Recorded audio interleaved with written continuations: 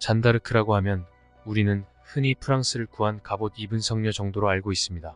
그리고 좀 더 자세하게는 신의 목소리를 듣고 전쟁터로 나갔다는 일화까지 알고 있죠. 하지만 잔다르크의 죽음 뒤에 얼마나 많은 미스터리가 숨겨져 있는지를 아는 사람은 드뭅니다. 잔다르크는 프랑스의 동부 작은 시골 마을인 동레미에서 농부의 딸로 태어나 신의 계시를 받고 10대의 나이로 전쟁에 참여해 군대를 이끌었던 프랑스의 영웅입니다. 그녀가 정말로 실존했던 인물인지 의구심이 들 정도로 대단한 업적들을 달성했는데요. 그 중에서도 매우 미스터리했던 일화들에 대해 한번 알아보겠습니다. 1424년 12살이 되던 잔다르크는 마을 근처 숲풀 사이에서 낮잠을 자던 도중 이상한 목소리를 듣게 됩니다. 그 목소리는 바로 위기에 빠진 프랑스를 구하라는 목소리였는데요. 처음에는 그 꿈을 무시했지만 몇 년간이나 지속해서 꾸는 그 꿈에 잔다르크는 이것이 신의 계시를 전하는 천사의 목소리라고 확신하였고 이것을 프랑스의 국왕 도팽 샤를 7세에게 전해야겠다고 결심합니다. 그래서 그녀는 동레미 인근 보쿨레르의 수비대장을 찾아가 자신이 들은 신의 목소리에 관해 이야기합니다. 처음에 수비대장은 그녀가 하는 말이 장난인 줄 알고 무시했지만 계속되는 그녀의 요구에 진심이 느껴져 샤를 7세에게 내용을 전달합니다. 프랑스의 역사서에 따르면 샤를 왕세자는 그녀가 정말로 신의 계시를 받은 것이 맞는지 확인하기 위해 왕세자 옷을 신하에게 입혀두고 자신은 평민의 옷으로 갈아입은 채 많은 사람 사이에 숨어 있었다고 합니다. 그런데 잔다르크는 숨어있던 샤를 7세에게 다가가 고귀하신 왕세자시여 처녀잔이라고 합니다. 하늘의 군주께서는 전하가 왕관을 쓰시고 프랑스 왕이 되어 하늘의 군주의 권한을 위임받으시라고 말씀하십니다. 라고 말합니다. 당시 샤를 7세는 그녀의 이 이야기를 듣고 놀라면서도 한편으론 황당해했다고 전해집니다. 그렇게 샤를 7세는 그녀에게 군사 지휘권을 넘겨주죠.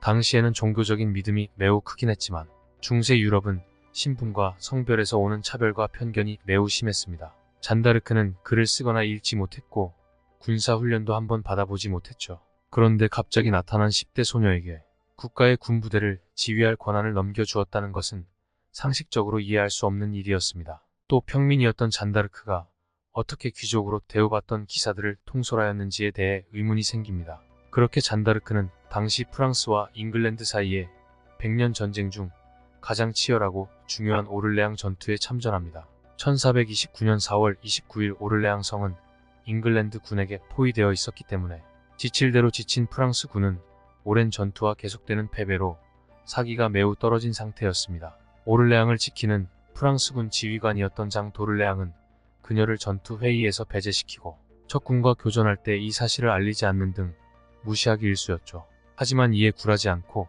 어떻게든 회의와 전투에 참여하려고 노력했고 그 결과 일주일도 안 되어 전투에서 프랑스군을 승리로 이끌고 오를레앙을 지켜냅니다. 전투 중 잔다르크에 대한 미스터리가 몇 가지 있는데 잉글랜드 군이 쏜 화살이 목과 어깨를 관통했지만 간단한 응급처치 후 곧바로 전쟁에 뛰어들었다는 이야기죠. 또 공성전을 위해 사다리를 타고 오르던 잔다르크는 잉글랜드 군이 농성을 위해 투척한 바위에 머리를 맞고 추락하였습니다. 하지만 그녀는 곧바로 일어나 다시 사다리를 올라 전쟁을 승리로 이끌었다는 일화죠. 또 잔다르크가 붙잡혀서 탈출을 위해 21m 높이의 성벽에서 뛰어내렸습니다. 하지만 기록상 그녀의 몸 어디에도 상처 없이 정상이었다고 하죠. 위 세 가지 일화 모두 실제 문헌에 기록되어 있습니다. 오를레앙 전투의 승리는 당시 프랑스의 작은 희망이 되어 잔다르크가 정말로 신의 계시를 받은 존재라 믿기 시작했고 프랑스는 잔다르크를 살아있는 성녀로 인정합니다. 하지만 반대쪽인 잉글랜드 입장에서는 달랐죠.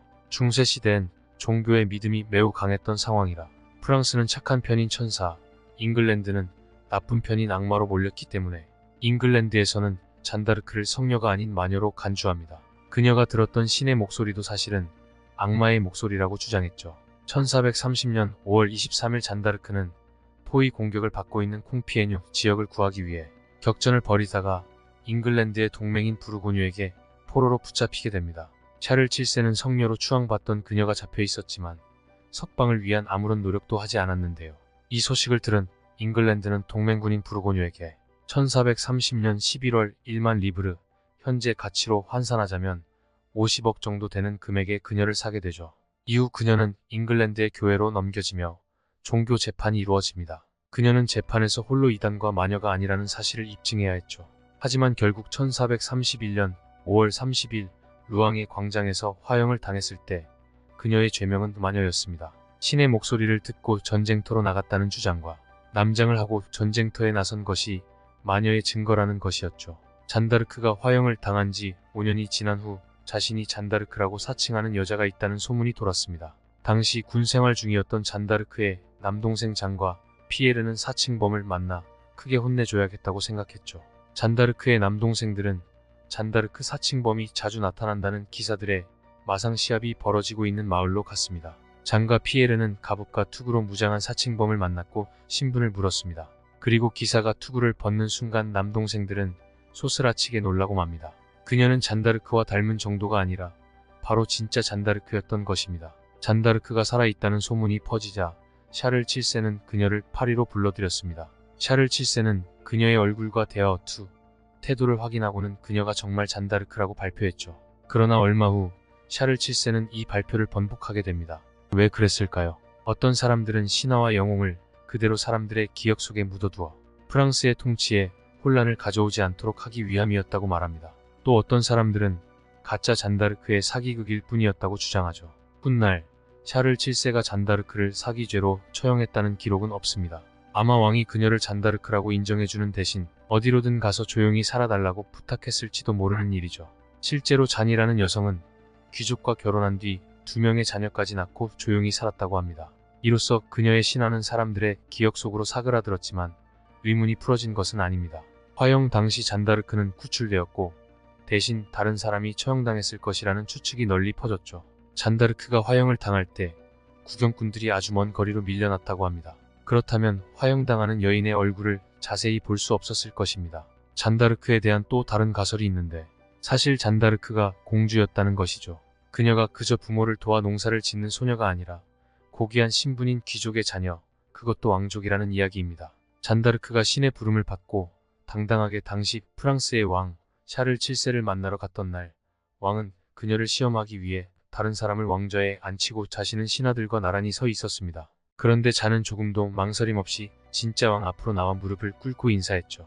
당시 군중들은 그녀가 정말로 신의 선택을 받았기에 가능한 일이라고 생각했습니다. 하지만 일부 연구자들은 잔다르크와 샤를 7세가 피가 섞인 남매였기 때문에 가능한 일이었다고 주장합니다.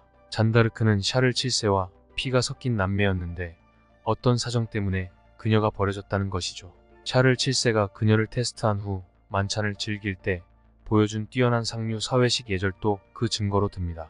어느 고귀한 집 딸과 비교해도 뒤지지 않는 기품은 평범한 농부 딸의 모습이라고는 볼 수 없었다는 것이죠. 과연 잔다르크는 공주였을까요? 또 그녀의 미스터리한 일화들이 정말로 진실일까요? 미스터리 갤러리였습니다.